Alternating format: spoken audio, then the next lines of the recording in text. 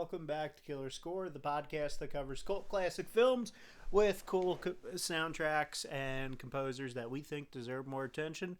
And we're doing a big one this time because this is a very prestigious cult classic, and it is a movie that I have a lot to talk about with because this is one of the interesting pantheon of 80s fantasy films. Of which there are several on our list. Yes. Like, you could do I'm convinced we could do, an entire year where we only cover... just a marathon. Cult classic 80s fantasy films, because there's a lot.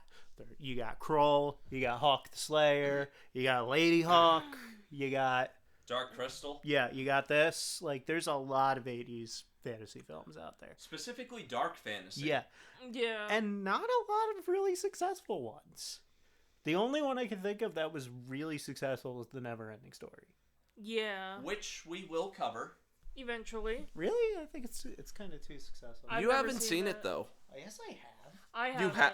I've only You've seen said you've never seen it. You've told me every time. That was me. That's Erin. Oh. Ow. Anyway, so we're talking a special one this time, which I brought up in the last episode, where you're talking about one of the most production hell movies I think I've ever covered. Oh boy. Which is Legend, the Ridley Scott flick, originally released overseas in 1985 before getting re-released, cut down severely in the States in 1986. Oh boy. So I'm just going to get into this one. So it's a fantasy flick starring Tom Cruise, Mia Sara, and of course Tim Curry. So let's get into it, folks, because this is going to be a lot. So as I get into this, have either of you seen this? I have, but it's been forever. And which version have you seen? Did you see the theatrical cut or did you see director's? I think I saw the theatrical. Okay, so we're doing the director's cut. So yes, which is the second longest version out there. The original cut, it's kind of lost. The European distribution company owns that cut, and they haven't released it again. It's my IP to sit on and do nothing with. It's a nightmare. So do you mind throwing that toy so he doesn't fuck with cables? So it got released in. It got released in 1985 in France and then 1986 in the US. And it was a box office bomb plagued by production issues. It didn't make its budget back. It had a pretty chunky budget for the time, $25 million. Pretty good. Yeah. Pretty good. For this genre, yeah. Huge. Especially because, fantasy flicks weren't something that really got a lot of attention or money put into them. Yeah, you sound more sci-fi in the 80s than fantasy. So, to give you an idea of how troubled the production of this movie was, Ridley Scott first conceived of this film during production of his 1977 directorial debut, The Duelists. That's... oh my god. Yeah. He had Alien done in the midst of... He had several films he finished before this. Yeah. Wait, when did Blade Runner come out? Blade Runner came out a few years before this movie. Oh my god, he was working on Blade Runner and thinking about this. Yeah. So man, he has the worst luck, come to think of it. Yeah. So basically, he was making this. He was like, he was in the production of The Duelists, and he thought of a fantasy flick, but he thought of it as a more artsy movie with a limited appeal. So he went, I'm going to work on some other stuff before I get to that. So he goes on, makes Alien, goes on. Gangbusters. Yeah. Does pre-production on Dune, and then David Lynch takes over. And he's that could like, be its own episode. And he's like, oh, okay, you know what? Maybe It could be its own episode. He'll be like, maybe I'll get back to working on that project I've had stewing for a while. Mm-hmm. So then he works on really conceiving it while he's working on the set of Blade Runner.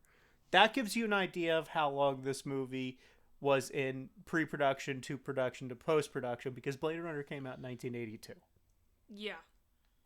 Christ. So he goes, all right, I want to make a fantasy film. And, he gets this idea for a for something called Legend of Darkness. And the first image that comes into his head is a unicorn being chased by an unknown presence. And he was like, oh, yeah, we'll have a fantasy quest with swords, armor, and the world being plunged into a dark and eternal winter if the heroes fail. That's some metal shit there. Yeah.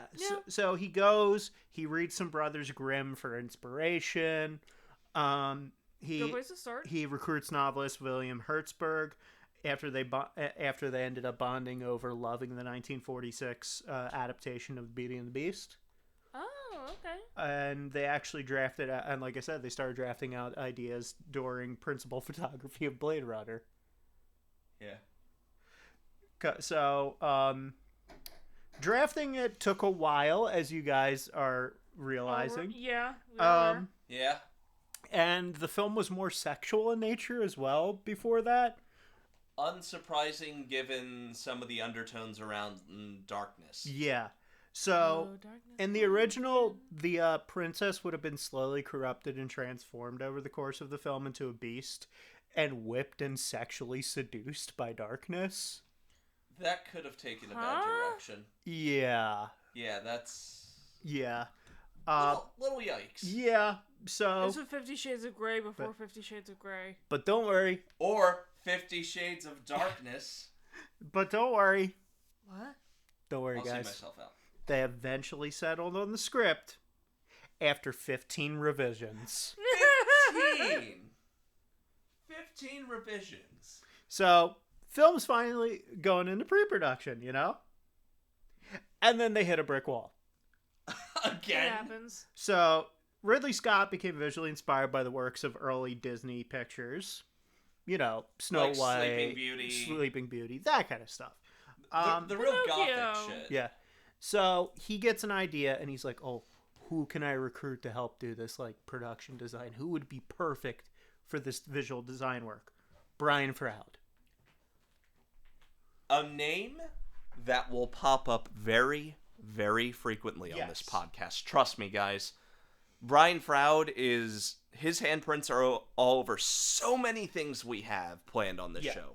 So, he goes to get Brian Froud. So for those of you unaware, Brian Froud is a famous fantasy illustrator and worked on Dark Crystal and Labyrinth. Mm-hmm. Yeah. And his son, Toby Froud, was the baby in Labyrinth. Oh, That's yeah. right. Yeah. I In think fact... one of the cats farted. That would be Bowie. Yeah. So, oh, that stinks. Anyway. Oh, Jesus. Yeah. Told ya. Oh, literally light the candle. Erin, could you light that candle? Yeah, like Sure, it might explode. So, that's only if you fart directly on it. So, Yeah, sure, it's a cat fart. I don't... Why do you know the mechanics of a cat fart? I'm just saying cat farts are toxic. Okay. So, Brian Froud turns it down. Brian Froud's like, no, I'm good. I mean, the dude was handling like half the other movies. Yeah, he was probably working on all of the other dark fantasy flicks of that decade, so he was like, yeah, I'm good. Like, dude was... I'm surprised he... Shit! Whoa, shit. Oh my god. It's okay. It just got on the cord. Didn't get anything else. Okay, just on the carpet? Just on the carpet and the shoes. Okay. Do you want me to get a paper towel? Yes, please. Alright, should we pause this? Yeah. We're back. Yeah. Hi. Also, if your feet are wet, maybe you should take your shoes off. Yeah, probably. Just take the shoes off. So, anyway, back to the Legend. nightmare of Legend. So, Life imitates art. yeah. Anyway. So, I'm trying to take my shoes off. basically, Froud turns it down. And, Which, you know, yeah, understandable. Or, you know, maybe the project just didn't interest him. And he was like the king of the 80s art. yeah. For... Dude. Quit it. Anyway. Beowulf. Stop. It's cardboard. It's a sewing machine. So, yeah, that doesn't work out. So, they brought on Alan Lee, a Tolkien-inspired illustrator who would actually become big on production work later when he would work with Peter Jackson on his Tolkien adaptations. That's awesome. Yeah. I mean, good production design. Oh, yeah. Alan Lee was then let go. It wasn't working out between them. And he was replaced by Ashton Gordon, a British production designer who Ridley Scott really enjoyed the work of. For those of you unaware, Gordon had worked on critically acclaimed pictures like Blow Up and Get Carter. Oh. Haven't seen either, actually. Yeah. I've heard they're good, though. Yeah, they are. Well, I haven't seen Blow Up, but Get Carter is a great movie. Huh. Very good early Michael Caine role. Like younger Michael Caine. Yeah. So Ridley Scott hired him because he knew from watching his movies that Gordon knew how to make a beautiful setting that can feel somewhat unreal, but people would eventually get like lost in it, you know? Yeah, this movie's very atmospheric. Yeah. So they're working hard. They're trying to figure out what they're going to do next. And they're like, all right, who's going to work on our visual effects? They grab Richard Edlund. He was one of the founding members of Industrial Light and Magic. Nice. So Star Wars crew. Great stuff. Yeah, he worked on the original Star Wars trilogy and plenty of other classic VFX heavy flicks from the 70s and 80s. He also did Ghostbusters, for example. Mm-hmm. Which, the effects for that have aged pretty well.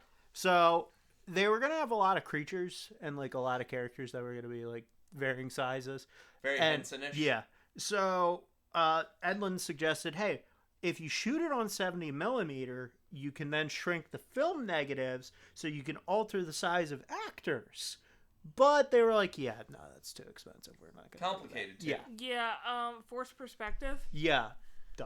So, when they're coming up with the massive, like, Forestein setting that this film is set in, Ridley Scott went to Yosemite to sort of, like, get an idea of, like, massive forestry, you know? Yeah. Because, like, the trees are fucking huge in Yosemite, you know? Yeah. So they went to Yosemite and they were like, this is it. And then they were told, actually, it's too expensive to shoot on location in Yosemite. Well, yeah, you have to get permission from the National Park Service. So they were like, shit. So what do? They had to make a forest on a soundstage. As in, okay, well, let me try and clarify. Don't they just know a guy with a plot of land in Wyoming or something? You would think that would be simpler. And so they grew a whole forest? No, they made fake set. Trees. They built a set. Using like I would say it would take hundreds of years to grow a forest. Yeah, so and they shot it on the 007 soundstage. Oh, okay. Yeah, so they like made it up on the 007 soundstage. So they're like, okay, what else do we gotta do? All right, let's get some actors. They were watching the movie. They were figuring stuff out. They're like, ooh, we got this hot up-and-comer, Tom Cruise. Who had just done Risky Business. Yeah, because, you know, while they're doing this... I think Cocktail? That's later, because, like, this was... You gotta remember, like, Risky Business was 84. I think Cocktail was after Top Gun.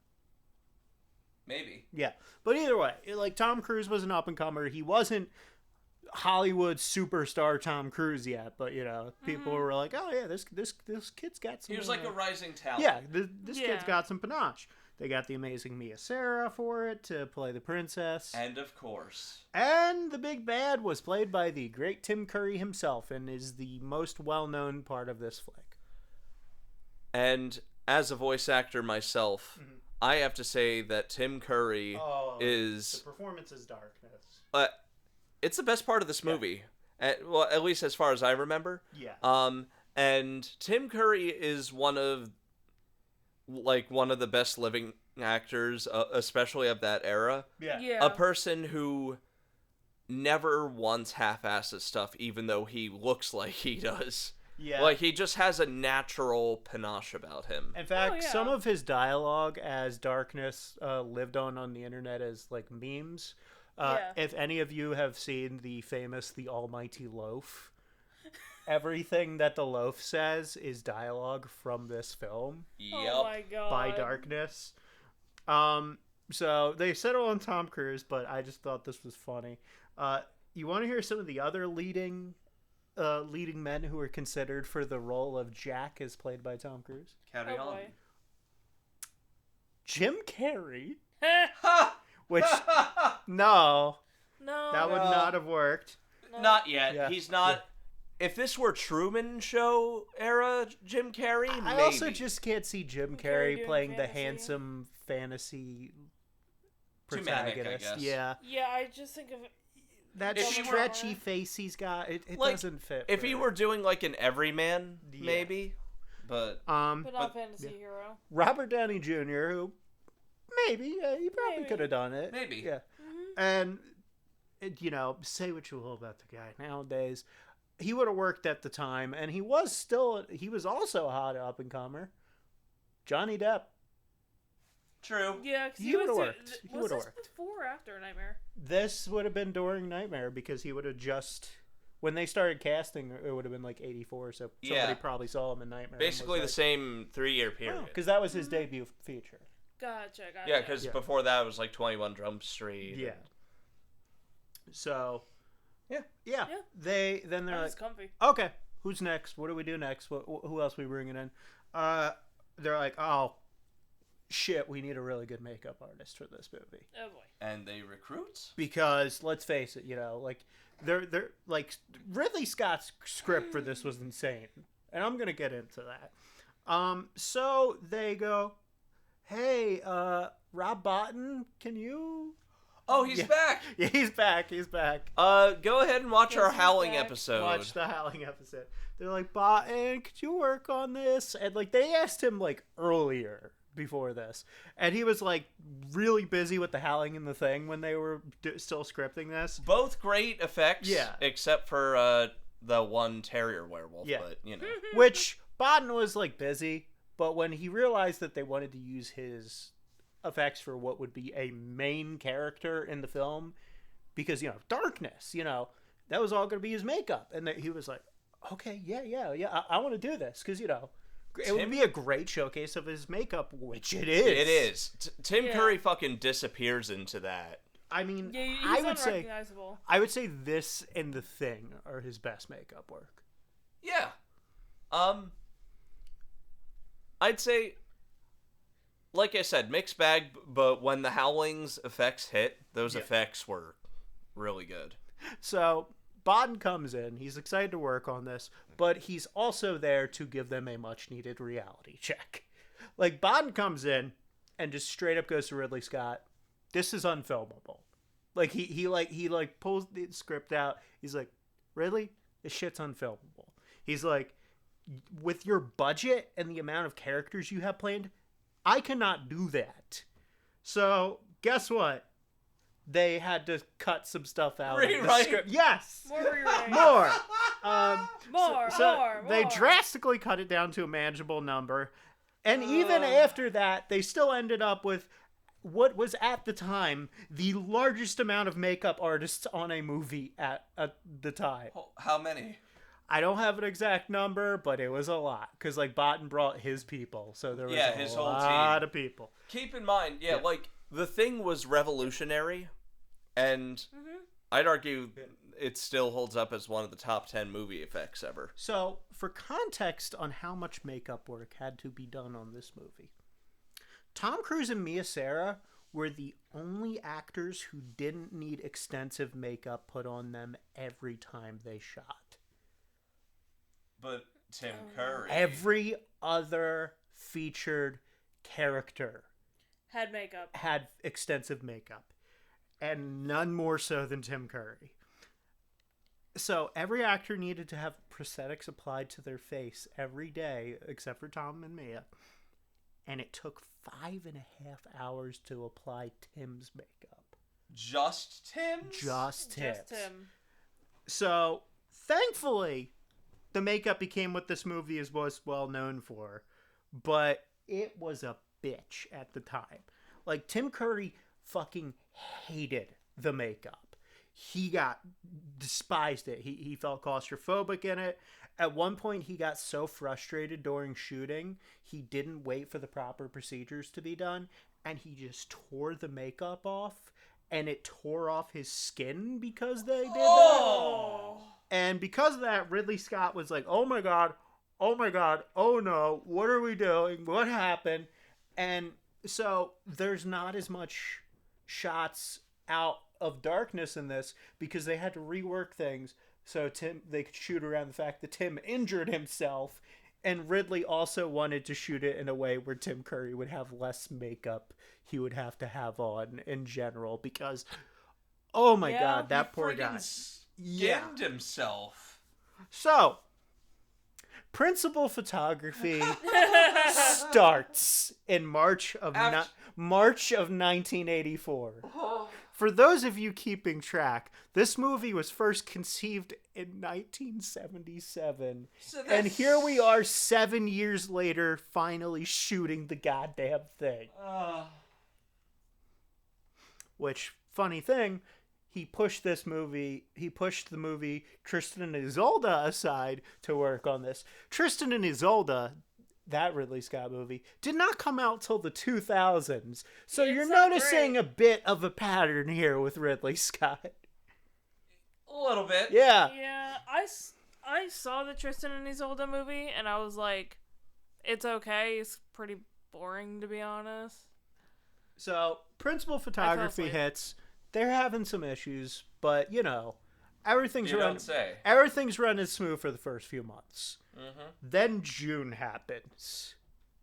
A fire breaks out during lunch. So thankfully no one was hurt because no one was on the set when the fire broke out. But it burnt down the vast majority of the set. And the forest? And destroyed the historic, basically really fucked up the historic 007 soundstage. So, as you can imagine, the studio's not very happy with this movie at this time. They're like, get out. They're like, wow, you guys... Post that gif about Cary Grant. Yeah. So, but they had to start rebuilding the set. So while they're rebuilding that, they have to start shooting outside of the set at different locations. They actually shot a scene in Silver Lake with Tom Cruise swimming. And because Tom Cruise is a maniac, he actually, of course, which you will know this if you know anything about Tom Cruise, he does his own water stunts and swimming, even though there's alligators nearby when they're shooting this. Oh, I was talking about he still does stunts at his age, but now... Yeah. But he swam with gators. Principal photography finally gets finished. Everything's all right, right? No. So, film's finished. Tom Cruise got eaten by an alligator. Film's finished. Comes out to 125 minutes. Not bad. Not bad. That's a pretty good length for a fantasy film. And Ridley Scott watches it and goes, there's some minor things that could be cut, subplots that aren't important to make this flow a little better. Comes down to 113 minutes. That ends up being the version that we have nowadays for the director's cut, which is the preferred Ridley Scott version. So, what is it with Ridley Scott and having to do director's cuts and final cuts? Yeah. So, they do a screening in California. Audience isn't crazy over it. So they're like, okay. It gets cut down to 95 minutes. It's not done either, is it? You'll notice we have already lost like a half hour of this movie. I was going to say, I'm doing the math. That's how much more are we losing? Okay. 72. They do another screening in London. Still not crazy over it. It gets cut down to... More cuts get demanded. And then finally, it gets cut down to 89 minutes. Not even an hour and a half. Ridley Scott is stressing at this point. He's worried that this film is gonna fucking suck. Tying it into maybe another episode, he's like fucking Nicolas Cage in Adaptation. Meanwhile, all of this is going on, and Jerry Goldsmith's in the background. That's our composer for this, by the way. Yep. Jerry Goldsmith, legendary composer. He really worked on this flick. He worked his ass off on this flick. For context, he normally worked about, 6 to 10 weeks on a score. This time he ended up working 6 months on the score. Months? Yeah. So Ridley Scott stressed the fuck out. He doesn't know what to do. And he's like, oh my God. And the executives, they start to be the little devils on his shoulder, And they're like, you should delay the American release, Ridley. And it's like, yeah. yes, replace the score with Tangerine Dream, Ridley. And he's like, Which... okay.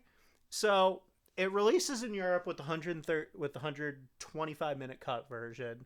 Comes out in the state. It releases in France with the 125-minute cut version. Releases in the States with the 89-minute cut version with a completely new score by previous subject Tangerine Dream, who did the score for Near Dark, among other movies. And Jerry Goldsmith is pissed and outright says, he even said he never talked to Ridley Scott after this, refused to work with him again after this. Yeah. And basically said, I never understood why they replaced a fantasy score with, like, this techno-pop group, To clarify, Tangerine Dream is great. Yeah. Not for this movie. No. Yeah. So we get the score gets brought back for re-releases with the director's cut of the 113-minute version, which is the version we will be watching. The original 125-minute cut has yet to be released on home video. So let's get into Jerry Goldsmith because we just segued into him. So he's the one doing this score. Yeah. I'm gonna have to keep his stuff brief because there's a lot to talk about. He's done everything. Jerry Goldsmith is someone who was in the business for a long, long time. One of the biggest composer names. Yes. He's no longer with us, God rest him. But he was the composer of 5 separate Star Trek films, which is probably what a lot of you know him best for. Yeah. I mean, he did the score to Wrath of Khan, for God's sakes. Yeah. 3 of the Rambo films. Okay. Gremlins, yes, he gave us that the iconic Gremlins rag. Poltergeist. Oh. And he was working on movies for a while, for context, because he did the score for Planet of the Apes. The original. Yes, the Charlton Heston one, yes. He worked for over 50 years on hundreds of films, and he deserves all the praise he gets. Hey, D, I looked it up. Yeah. I won't say what it is till the end, but we accidentally picked 2 Jerry Goldsmith scores in a row. That's funny because we're gonna handle him next episode too. So we'll get more into him next episode, but needless to say, his life and influence are absolutely insane and deserve it. Like he's someone who deserves his own dedicated video by like someone who covers music and composers, that kind of stuff. But actual fun fact I thought I'd throw in, his version of the Universal Fanfare is the one that they're still using. Oh. Yeah. So, yeah. That one? Yep. So, movie gets released. It gets polarizing reviews. It was basically universally praised for the production design and visuals. Tim Burry. Yeah, production design, visuals, praised to high heaven, plot and script, thrashed. I'm so sorry. Intermission. Yeah, so comes out, gets polarizing reviews. Basically everyone likes the visuals and the production design work and the makeup. Pretty much everything else gets thrashed. I mean, most people were like, yeah, Tim Curry did a good job, but like the critics were not fond of this film when it came out.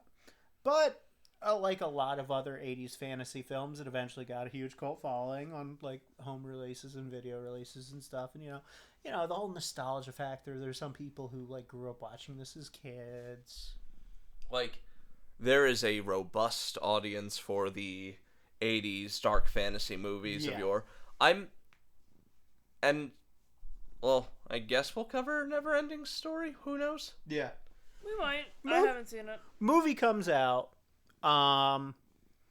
And even Tom Cruise isn't happy with the movie when it comes out. Like, shortly after he came out, he said that he was directed poorly, that his performance is bad in the movie, and he said uneven. and he said I ended up as just another color in a painting of Ridley Scott's. Oh, that's harsh. Yeah.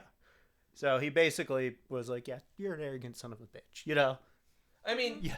Take it with a grain of salt because this is Tom Cruise we're talking about. He's not wrong, though. This is Ridley Scott. The man is, like... impossible to work with. He's crazy. He's crazy. I say this as someone who one of my favorite films is a Ridley Scott movie. Yeah. Ridley Scott's crazy asshole. I mean, A perfectionist. Yeah. I mean, even Harrison Ford hated working with Ridley Scott. With Blade Runner? Yeah, he was like, fucking Ridley Scott. But, I mean, this is a guy who, like, literally was, like, yelling at people because he was like, I'm not going to make my movie historically accurate. Yeah. Because that was him in Napoleon, right? Didn't he direct that Napoleon movie? Oh, you're right, he did. Yeah. Oh my god, really? Yeah, and he was literally like, who cares if it's not historically accurate? I'm making a movie. Yeah. He's like And the historians ripped that movie apart. He's like the British yeah, Stanley just Kubrick. the same way they ripped apart Gladiator. Yeah. Yeah. Which, I mean, granted, Gladiator's a good movie, but it is not historically accurate. No. Shocker. Yeah. And this film, funny enough, ends up getting overshadowed in '86, only a couple months later, when Tom Cruise becomes a huge superstar following the release of Top Gun.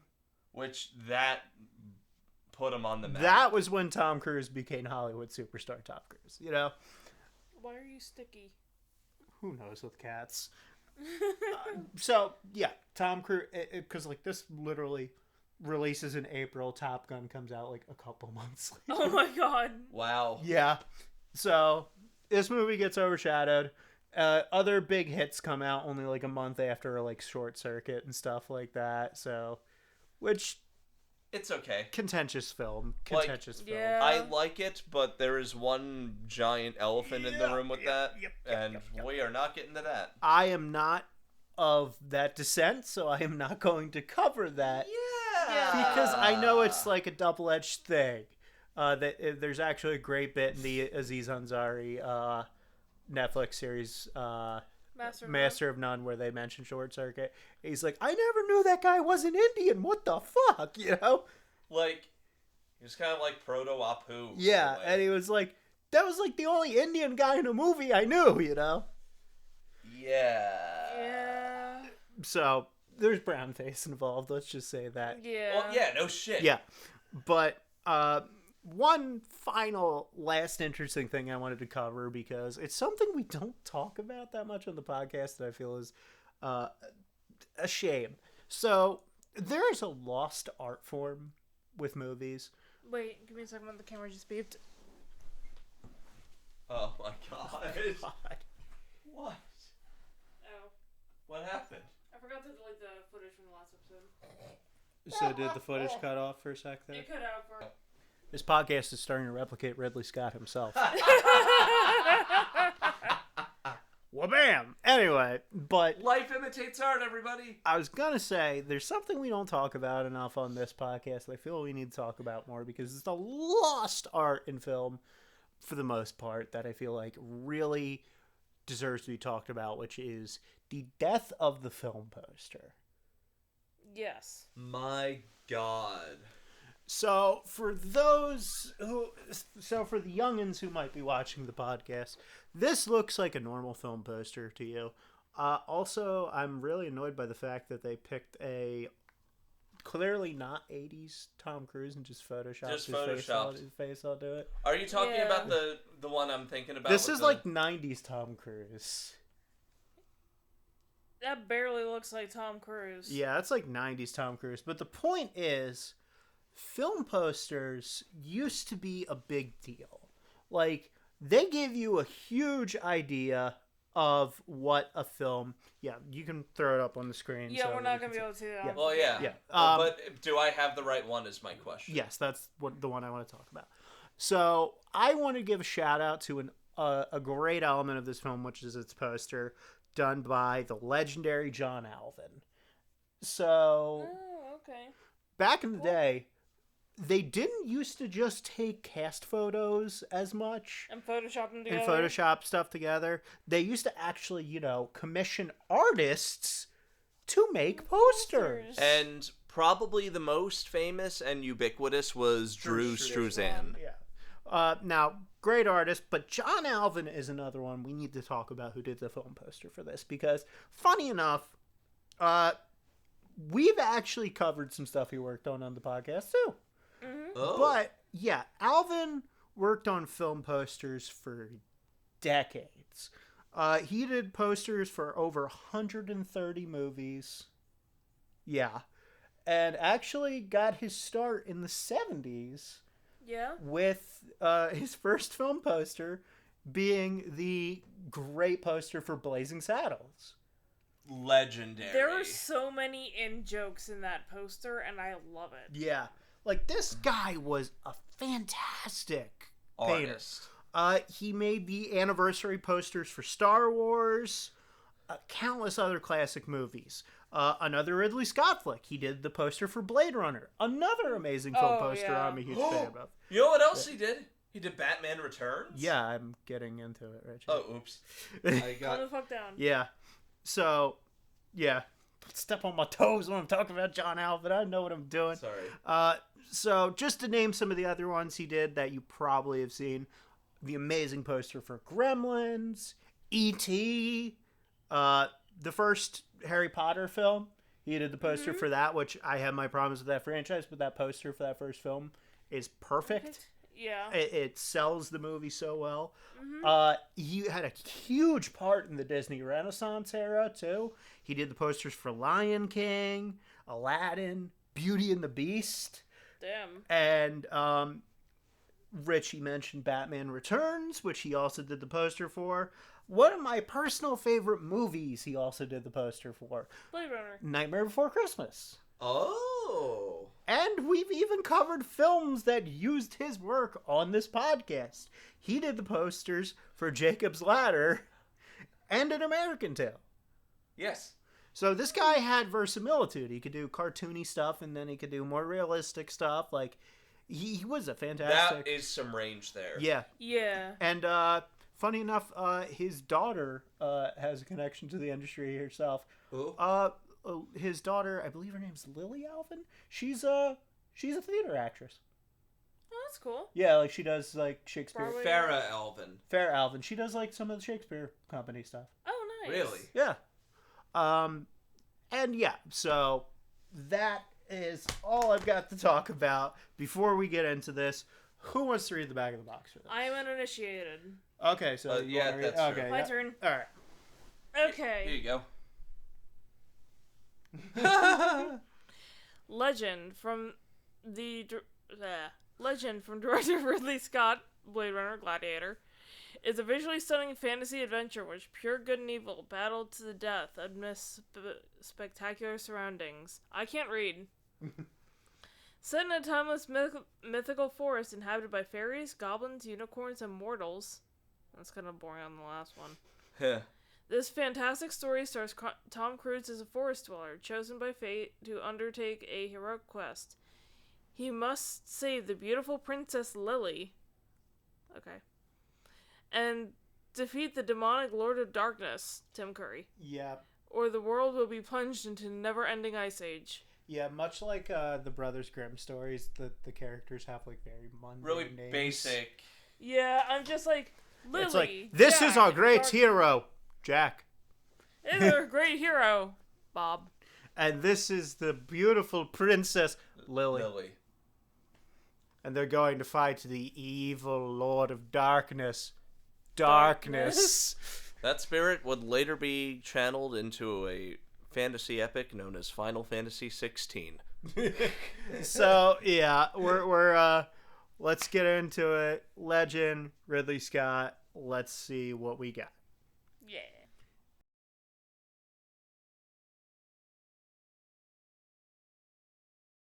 And we're back. So we have just gotten back from watching Ridley Scott's divisive 1985/1986 fantasy film, Legend. Legend. Whether or not it's legendary is up to be debated. Yeah. Yeah. But yeah. down the line, I guess. Okay. Yeah. I thought we would start with the uninitiated. Oh yeah. Uninitiated. What did you think? So I was kind of riffing my way through this movie. And not always in a very nice way. I am sorry, Ridley Scott, but this movie is just unintentionally funny. It is a bit of a mess. Yeah. So, visual. I mean, let's be honest, is Ridley Scott ever even watching podcasts? knowing him, probably not. Mm-hmm. God, could you imagine if Ridley Scott like watched this and commented? And he was just like, I like make this movie. You guys make the movie. Sad face. He's just like, you know what? That's just karma because this episode was a mess as well. Yeah. So That's fair. I'm like, Ridley, why'd you make that fucking movie then? Maybe it wouldn't be a mess.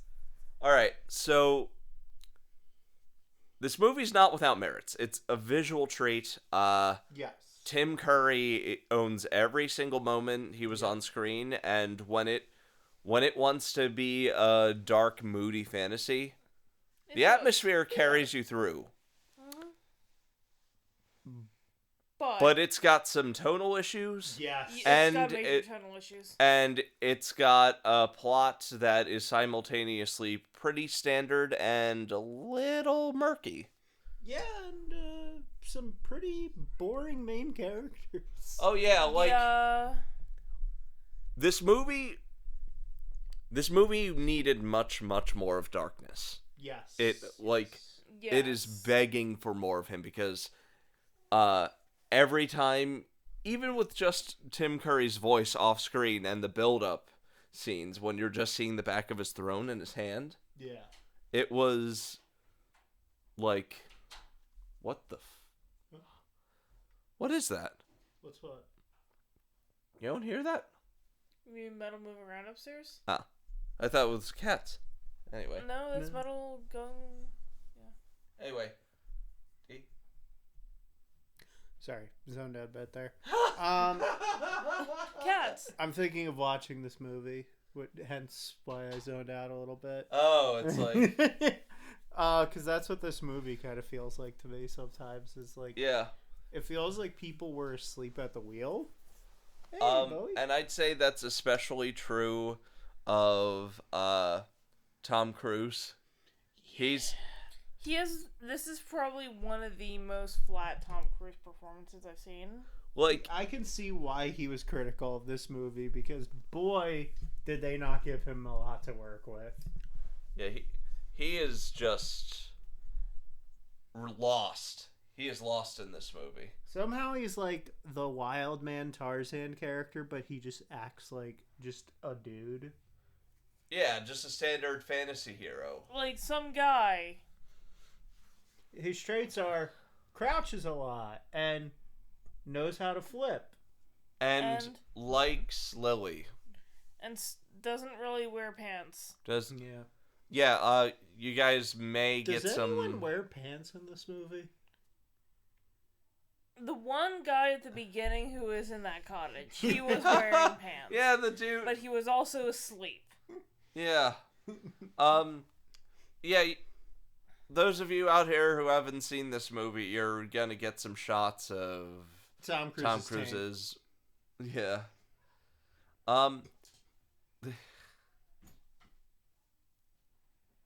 Anyway, Okay.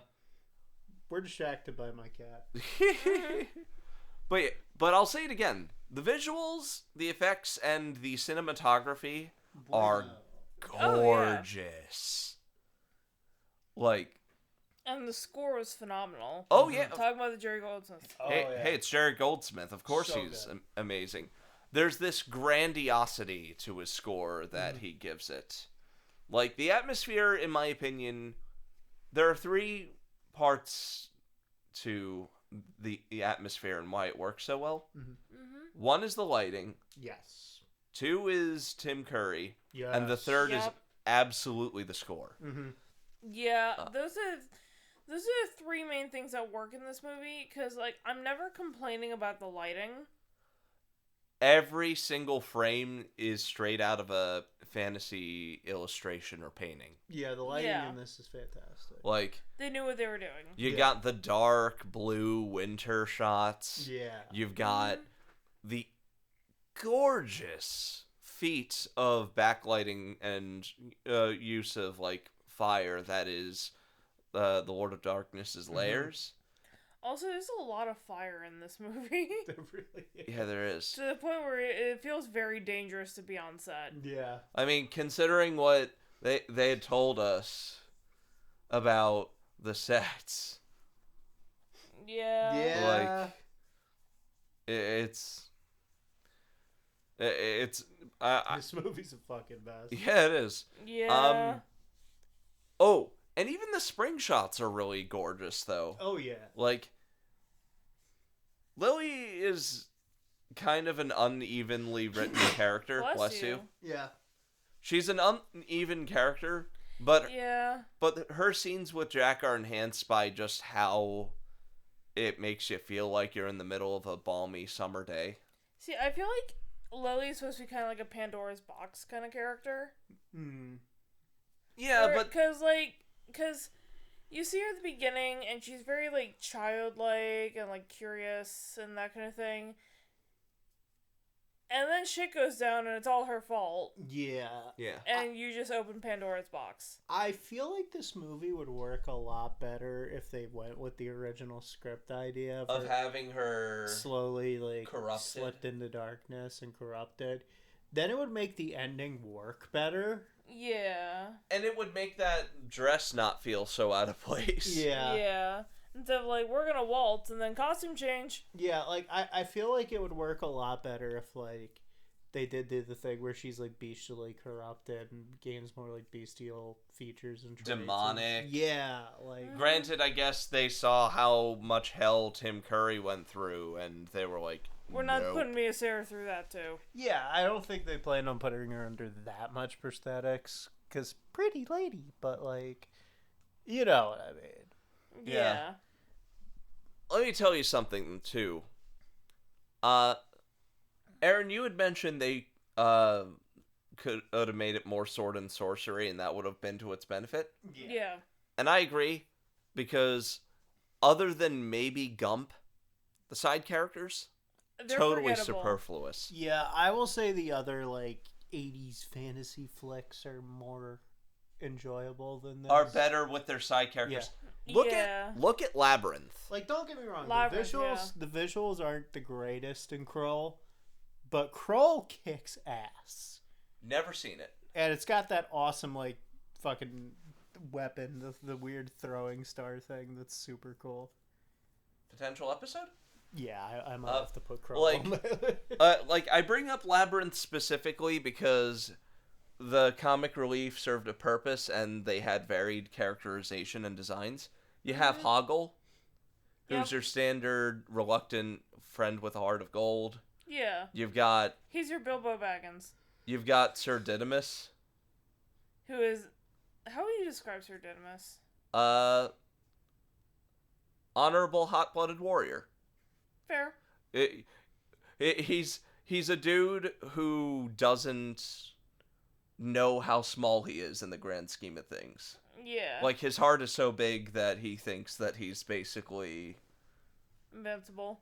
Yeah, he basically thinks he's Spartacus, when in reality he's what everyone assumes Napoleon was.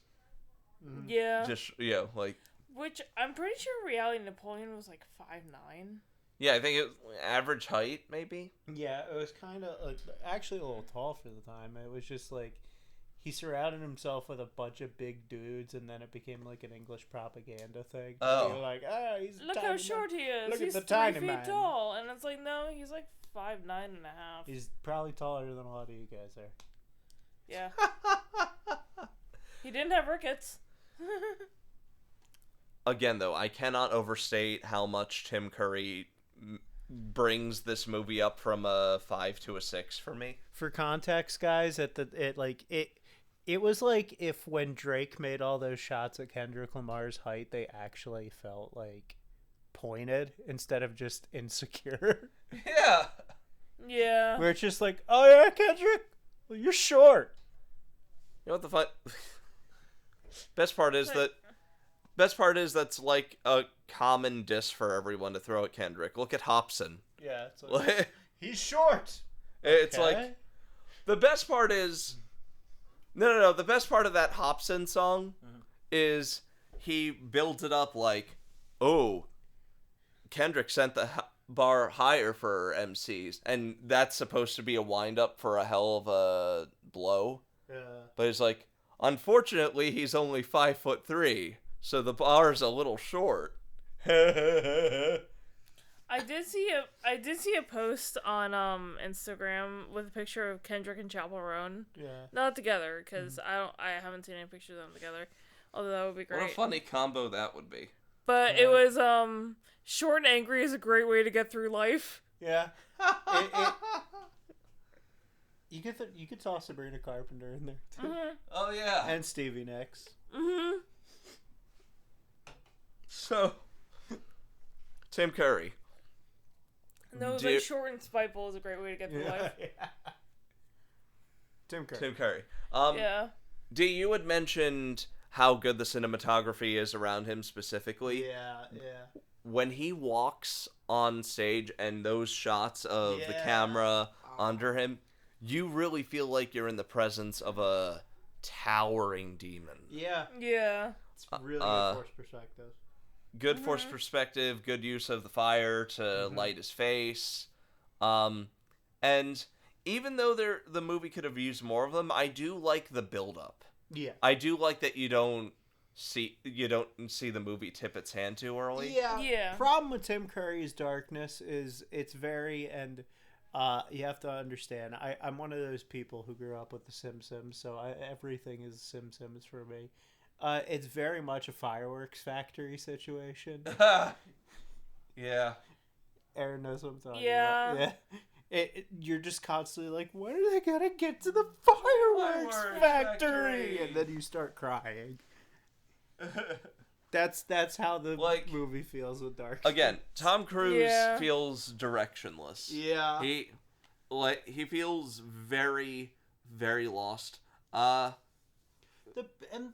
you getting another call? No. Okay. I feel like this movie... You'd know if we were. I feel like this movie, ironically, would have benefited from a bigger budget. Extra $5 million would have done it. Yeah, because, maybe. the big problem with this movie is you have this gorgeous, expansive world that it feels like no one fucking lives in. Aside from, that one family. Aside from, the protagonists and, that one family at the beginning of the movie. You know what I just realized? You don't run into any other people. What the fuck is she the princess of? The realm. You get one line maybe about her dad, and that's it. There's no fucking castle that she hails from. Yeah, just put a matte painting of a castle out in the distance, you know? Yeah. Fucking shoot a backdrop of her, hanging wistfully off of, a balcony and stuff like that, you know? Yeah. The Juliet. Yeah. Disney that shit up. Yeah, this says it was inspired by Disney, but this feels more directionless than an old Disney movie. Yeah. And that's saying something, because let's be real, Snow White, the original Snow White is a fucking slog by today's standards. I'm just, one of the other inspirations he said for this movie was Pinocchio. Glad he didn't take too much from Pinocchio. Oh my god. Yeah. Yeah. Thankfully, there's no crow situation in this. I mean, there is a crow in this movie, but he's just a regular fucking bird. Yeah. Wouldn't you mean Dumbo? If you're talking about crows. Yeah, crows was Dumbo. Oh, it was What Dumbo. are you thinking about for Pinocchio? The donkey? Oh, yeah, the donkey is pretty racist. I meant the Donkey Island, where Pinocchio gets drunk. Yeah. And they end up working in the salt mines. What the fuck? What did you even get startled by? Probably another cat. Yeah. Never forget that there's a literal crow in fucking Pinocchio named Jim Crow. That's in Dumbo. Dumbo. Jim the crow. What the actual fuck? He's got two buddies. What the actual fuck Walt Disney? There's three of them. What the actual fuck Walt Disney Corporation? Oh god, the three. Oh. Three of them. Oh god, the wares. It hurts. I don't get it. What's out? I'll tell you later. Okay. I'll tell you later. Okay. Because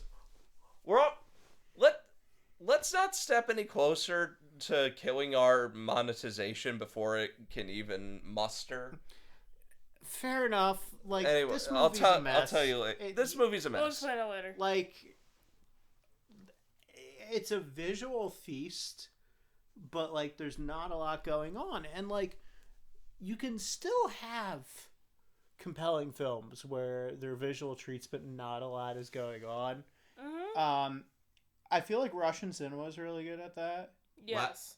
The aforementioned Labyrinth, that was another thing that was simple, but it had memorable characters. It had David Bowie doing... And David Bowie's package. Like one of the most visually gorgeous, stunning films I can think of is Andrei Tarkovsky's Stalker. Yeah. Like, that movie is a visual treat. And not a lot happens in that movie. No, but, like, happens. it is a compelling as hell movie to watch. Pure, unbridled atmosphere. Yeah, like, and the usage of, like, colors and light in that movie is so perfect. Like, I've never seen a more perfect visual conveyance of, like, how alien and unnerving the zone is by, like, having the entire film outside of the zone shot in sepia tone. Yeah. And then when you get into the zone, it goes into full color. It turns into, like, Michael Mann shit, basically. It's awe-inspiring. Like, and, like, the lack of a lot of music inside of the zone and just, like, the steady ambient droning noises. And it's a masterclass. If you haven't seen Stalker, go watch Stalker. Go watch Stalker. Yeah, go. Very influential. Another masterpiece of Russian cinema I was also going to... Well, Soviet cinema, whatever you want to call it. Technically Belarusian, whatever. Come and see. Although, prepare... There's a lot of trigger warnings in that movie. There's a lot going on. Prepare for a nightmare, basically. Yeah. It's a nightmare. Stalker's a lot more dreamy. Stalker's more dreamy. Come and see as a nightmare. Yeah, if you wanna watch something that you're just gonna kind of get lost in, watch Stalker. It's yeah. Oh, but I'm just saying, like, the way that Come and See is, like, shot feels very, like, with dreamy and nightmarish at the same time. Like, that one shot in Stalker with, like, him standing in the snow and inside, like, the area, it's like, oh. Yeah. But I was just using Come and See as another example of Russian cinema. Yeah. But no, like... Technically Belarusian, but whatever. And those are compelling. And even Ridley Scott's Blade Runner, like, there is a lot where you have to read in between the lines in that movie. Mm-hmm. But it's also a psychologically, morally, and humanistically complex piece of cinema. Case in point, everything about Roy Batty. Yeah.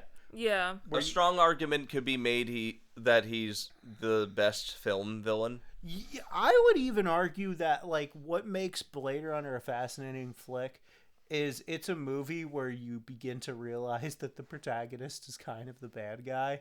Yeah. Yeah. And even the protagonist himself seems to kind of have that realization. Yeah, like, by the very end, he's got a different view of everything. Like, the most badass thing he does in that movie is shoot an unarmed woman running away from him. Yeah. Yeah. Like, God, Blade Runner is so good. It really is. And that actually kind of weans into something I think would have enhanced Legend. Yeah. Yeah. Cut down some of the dialogue. Yeah. There's a lot of dialogue in Too Legend. much yapping between Tom Cruise and the dwarf, elf, fairy Whatever people the fuck they are. happens. All of the above. And a lot, I think about 80% of that could have been cut. Yeah, they're annoying as hell. Now, Tim Curry and Lily, let them talk, because, you know, they're fine. Yeah, they have an interesting thing. They've got... and that's another thing I really like, the dynamic between them. Mm-hmm. And all I want to say, though, about Lily, innocent soul my ass. Yeah. Yeah. She kind of fucks everything up. She sucks. Yeah. She really sucks. I mean, her sucking is kind of a point in her favor. Yeah, Make of that what you will. But, like, it kind of defeats the theme of the movie, too, which is, like, the fight between light and darkness, pure good, pure evil. It's like... Because she's not pure good. She's not. Yeah, she's kind of an entitled little bitch. She shows up to, like, some common folks' house, fucks up their laundry, eats their food. Fucking tourist, am I right? And then steals their food, goes off to give it to her fucking boy toy. Yeah. Her fuckboy. Yeah. And then she goes to what's effectively an endangered species and the cornerstone of the whole world. And she white bitches it. Right? Yeah, Fuck. She's so exotic. Oh my god. She's an Instagram influencer. Really? She really is, because she's like one of those people that will go out into the rainforest and just be like, I'm gonna get a video with this anaconda. And it's like, girl, you're gonna die. This pygmy marmoset is so cute. I'm gonna bring him home with me. Oh my god, look at the unicorns. I'm gonna get a selfie. Yeah, so literally the selfie stick. The selfie stick kind of dumb bitch. I hate you. There is some kind of interesting stuff, I'll say. There's actually a pretty good bit of foreshadowing and like with the fact that one of like the forest folk is like secretly a goblin, because like when they come across the frozen people, the one goblin sees a baby and he's like, oh, that's going to be delicious, and he is like, what's wrong with you, you know? Yeah.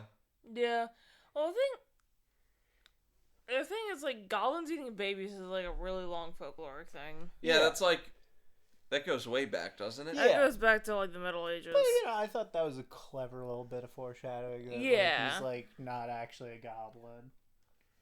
I also like how it's completely unimportant and unknown why the fuck he's like pretending to be a goblin. And they're like, oh, yeah, they never address that. He's like, how'd this happen? He's like, oh, I went seeking adventure. Long story short, I found it. And it's like, Yeah. okay. It's kind of like the writers are giving up too. Yeah. I will say this: movie's got a good climax. Mm-hmm. Yeah. Yeah. Like, Cause spoiler section here, I guess, huh? yeah, we'll do the spoiler section. Where are we at? Over an hour. Yeah. But that last fight is really good. Like, look, this episode was mostly me talking about the insaneness that was the production of this movie. Production, yeah. Because, like, this is one of those all-timer, like, insane production movies out there. Mm-hmm. If I were feeling masochistic enough, Yeah. I'd have an even worse story to bring to the table with the Island of Dr. Moreau. Yeah, like, 'Cause- there's some great movies where, like, you'll talk... Well, there's just... I wouldn't even say great movies, but I was going to say, yeah. Island of Dr. Moreau does not deserve to be called... That movie is fucking dreadful. There's a good chunk of movies out there where it's way more interesting to talk about the production than to talk about, like... The movie? The movie. Yeah. Like, classic racist filmmaker D.W. Griffith. Oh, yeah. Intolerance, yeah. Basically, that movie was just, actually, you're the real racists, and here's the reasons why. And so it was that D.W. Griffith became the progenitor of millions of Redditors everywhere. Yeah. Yeah. Because he made this massive financial, like, bomb of a movie because he spent so much fucking money on the sets on that shit. Mm-hmm. And the sets themselves, by the way, were death traps. Yeah, they were yeah. fucking gorgeous, I will say. Like, that's one of those movies where if you want to just, like, look at things from, like, a set building design perspective, it's, like, really cool. Like, they built this huge set in, like, LA where they shot it and stuff like that, and it stood up for a few years because it was just a fucking monstrosity of a set. Eventually got torn down, but, like, this is one of those movies where it's like, yeah, the production work is, like, the most More interesting interesting. than the movie. Interesting. Yeah. And, like, I feel... Knowing those trees were not real is like, wow, you know? Oh, they actually do look real, though. They do.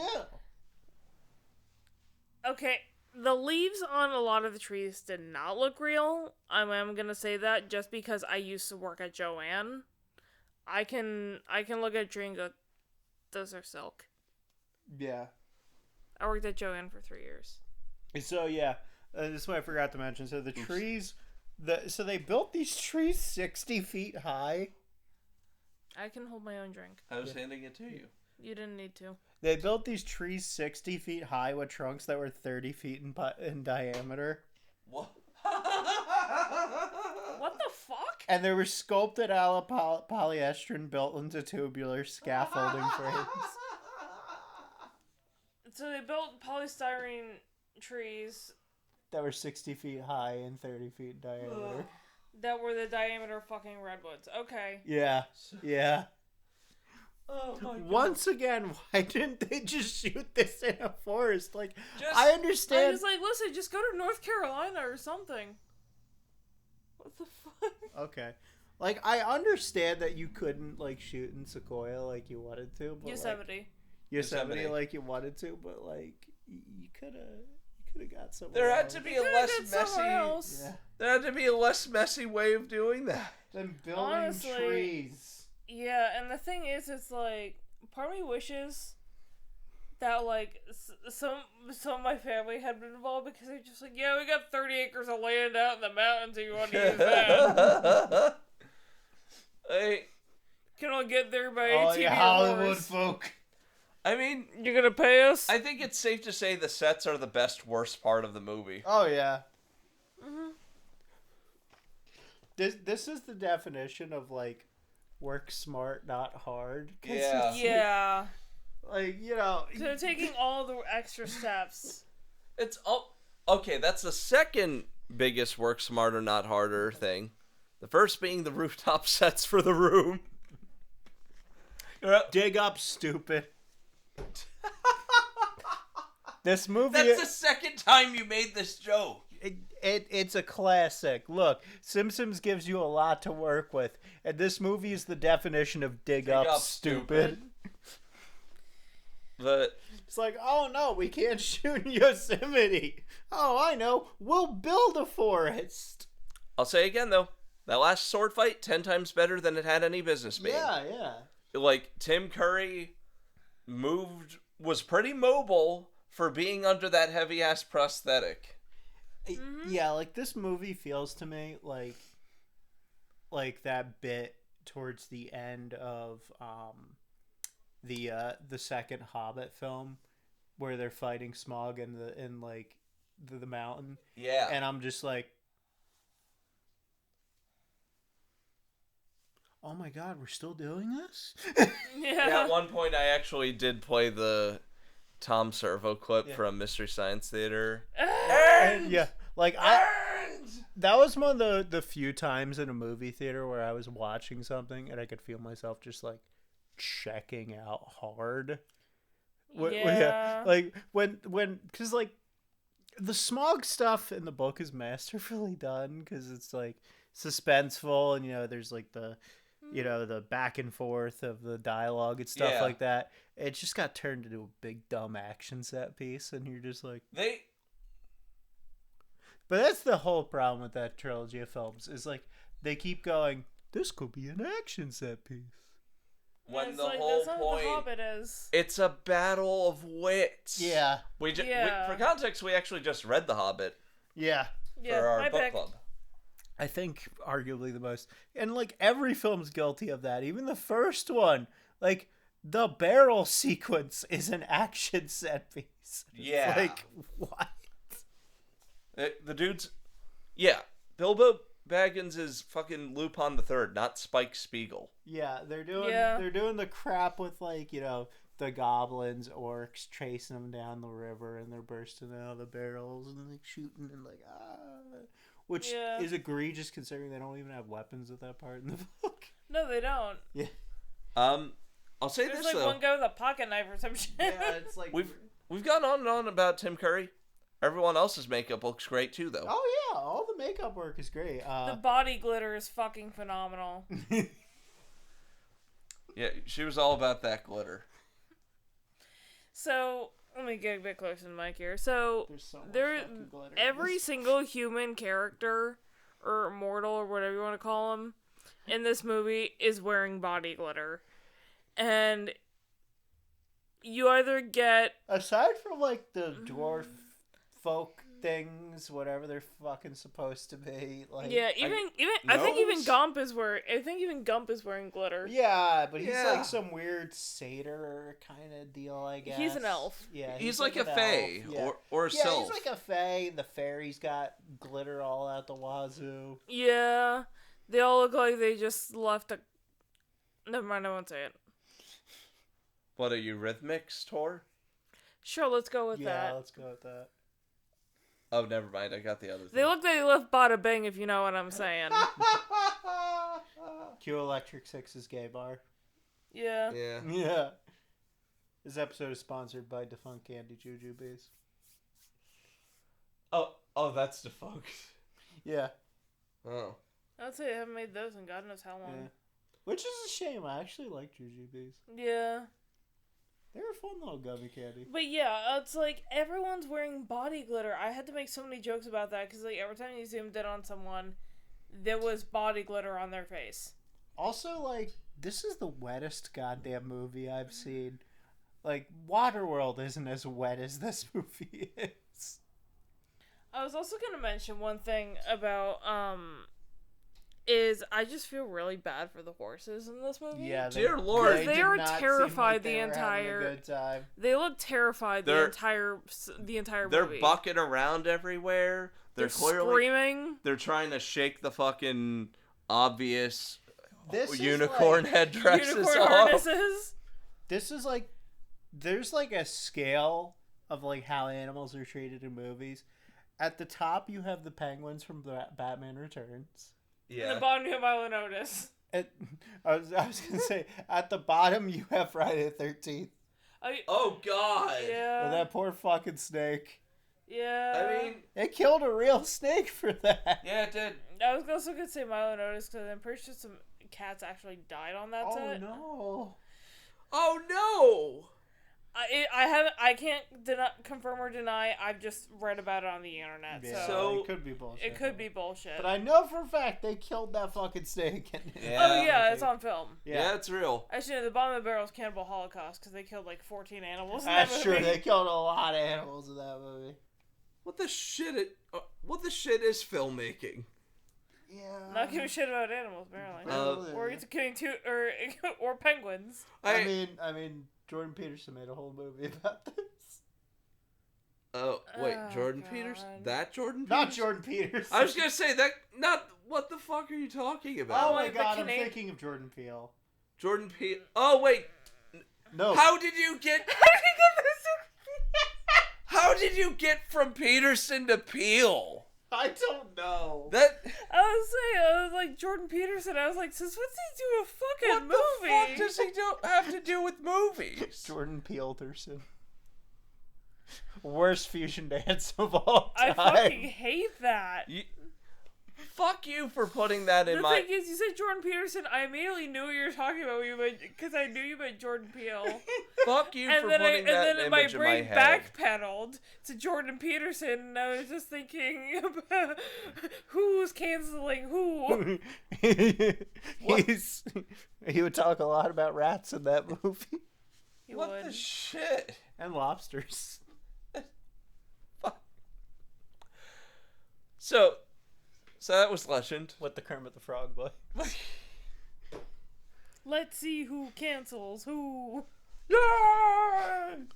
My favorite part about that, let's see who cancels who, is he's dressed like a fucking, like, FMV game villain. Like, in that clip, he looks like he's in a Command and Conquer game. How? I've literally seen footage of someone taking the, it was it Command and Conquer or Red Alert that Tim Curry was in? Red Alert. Red Alert. I've seen someone take a clip where they had edited the Red Alert stuff in, but they used that Jordan Peterson clip and it comes in with the "up yours, you woke mortal." And you may ask yourself, well, how did I get here?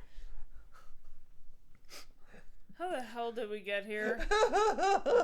You know what's wild to me? What? That little arm chop thing he was doing in the video, that was based off of how he would, like, make hot dogs when he was working at, like, this, like, hot dog place. Just have the hot dog, the buns line up going. Like, he mimed the motions from when he was working at a hot dog place for that music video. This every single Grace Papaya? episode, Yeah. I ask myself, at least the Why? No. I say, at least the editing can't get, and then this happens. I'm like, this will be my Everest. This will be my... Did you know that the choreography for that was done by fucking Tony Basil? Huh. Yeah. Oh, for Once in a Lifetime? Once in a Lifetime? Yeah. I can see that. The Mickey girl, yeah. Well, Tony Basil, she's not only a choreographer, she also did a lot of cheerleading. Yeah. And you can see that too, yeah. I mean, case in point, Mickey. Yeah. But yeah, this was tuck jumps. an interesting I would say it's at least seeing once. Yeah, it's at least worth seeing once. Watch It's it. worth seeing one time. Formulate an opinion. Put it on for your kid. They might like it. Yeah. Those visuals. And again, Tim Curry. I can see why this movie has a cult following. Like, a lot of 80s fantasy flicks are like, I saw this when I was a child, so I have nostalgia for it. I feel like... Yeah, like Labyrinth and the Dark Crystal. Yeah. I was going to say... And Neverending Story. I feel like it's missing Labyrinth's... Labyrinth's charm, Dark Crystal's complexity, and Neverending Story's emotional story. Yeah, all I can think of right now is that clip from Spaced, where it's like, oh, come on, Bilbo, you once punched a guy for saying Hawk the Slayer was rubbish.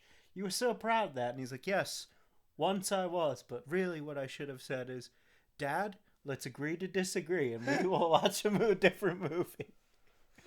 So, yeah, that was Legend. I'm still glad we revisited it, because, this is a meaty discussion, obviously. Oh, yeah. Yeah. And, one of the most interesting production stories I think we've talked about on the podcast. Mm-hmm. So, yeah, we got a few stuff we gotta talk about and stuff. Guys. Erin, for instance. Yeah. Yeah, so our fundraiser... This is bothering me. Thank you. So our fundraiser for the Food Bank of South Jersey is still ongoing. We're probably going to do that until the end of the year. Yeah. It doesn't bother me. Yeah. That was you at the mic. Yeah, that was me with the mic. And also, if you can donate, we really hope you do. Well, obviously not only us, but the people who are getting the food and toiletries and things like that in the South Jersey and Camden area would really appreciate it. Any kind of food or assistance, things like that. Food, even things like soap, toilet paper, pads, and tampons, that kind of thing. I probably just got us demonetized by mentioning tampons. Even if half of our subscribers donated $1, that's still $250. Yeah. Yeah, because you can donate as little as $1. It's via GoFundMe, link in the description. And yeah, you can donate as little as $1. You can donate as much as you can, as much as you want. If you can't donate, we just ask that you share the link around. We've raised $100 so far, so we're 20% into our goal. So we're gonna keep trucking, keep pushing this as much as we can. And yeah, we are gonna keep on trucking with this. Yep. Absolutely. And as I said, everything you donate goes directly to the Food Bank of South Jersey. We don't do overhead costs or any bullshit like that. Yeah,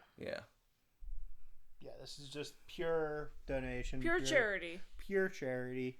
It's not like when you go to, insert big store here and they're like, would you like to round it up for charity? Don't do that.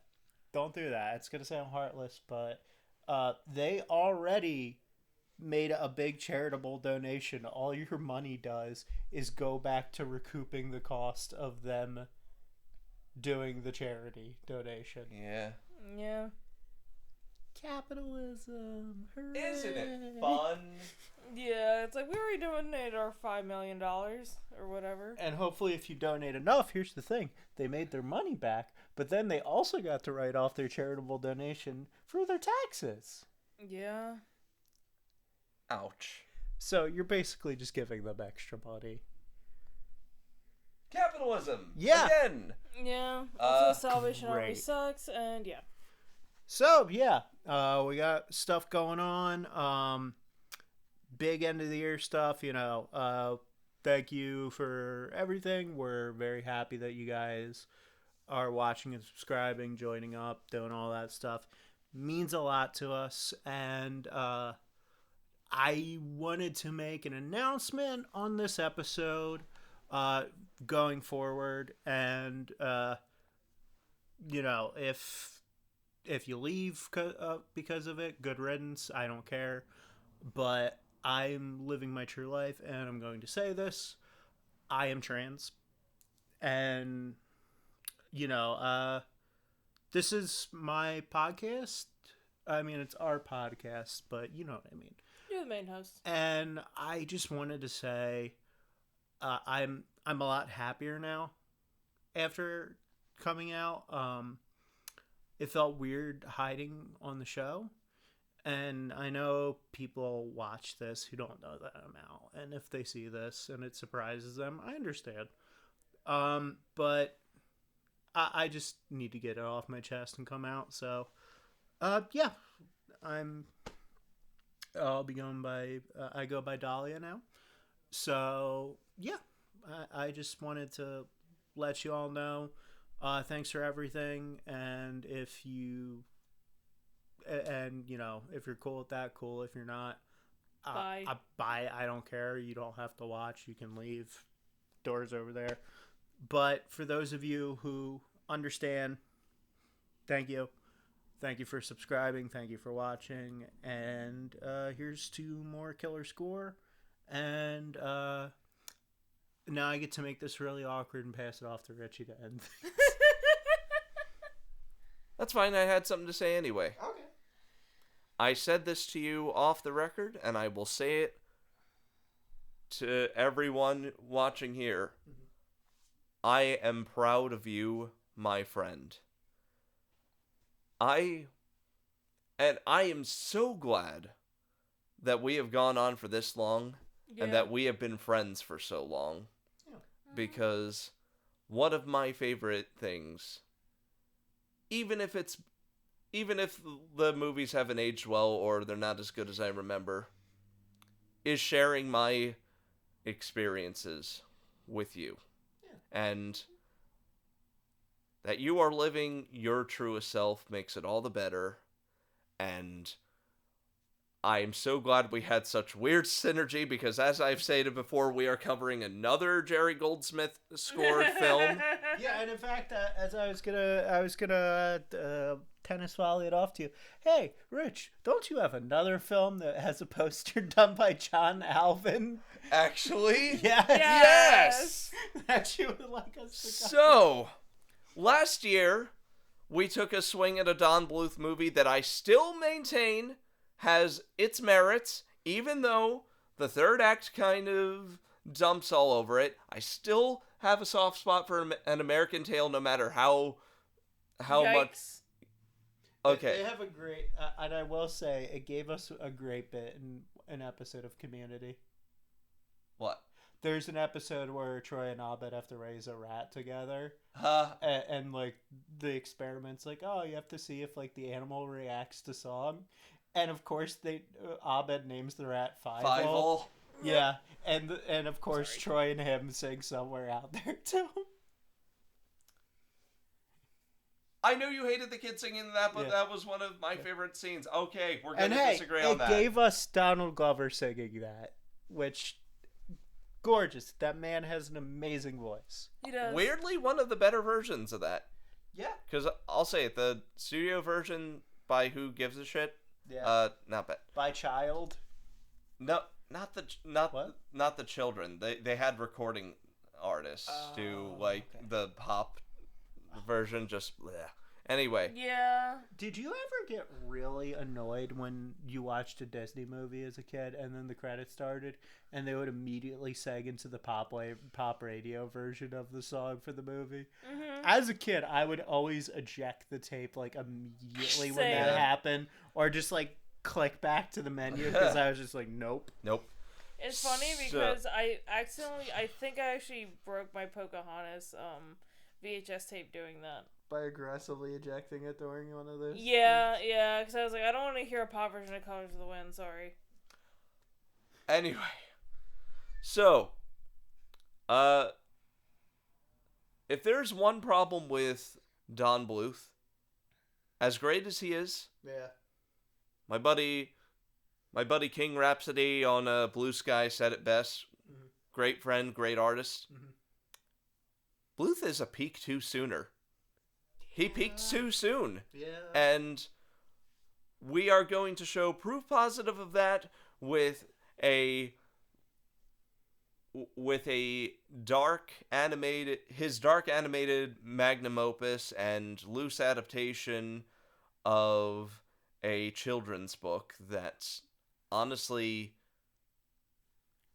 10 times better than the book in a lot of ways and carved out its own identity.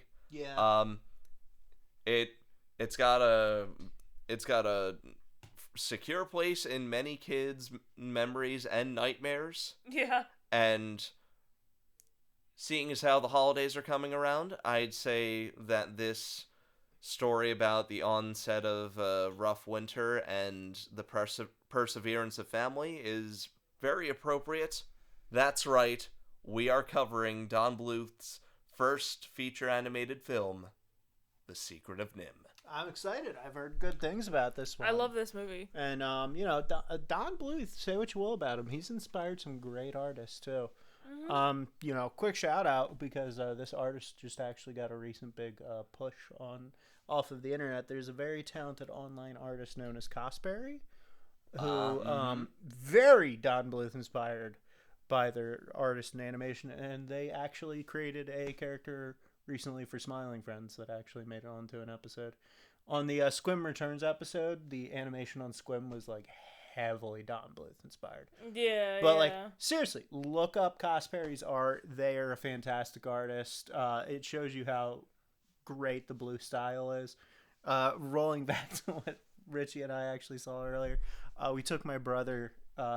We all went to see the new Five Nights at Freddy's movie. I went grocery shopping. And Cosperry, he's actually one of the things he got really famous for is he did Don Bluth style artwork of like the Fazbear animatronics. The Freddy Fazbear stuff. But yeah, no, given how influential he is, and God, I think the only thing of his I've seen is, didn't he do Land Before Time? Yeah. Yeah. That was decent. Yeah, I've seen the first Land Before Time. I enjoyed that movie.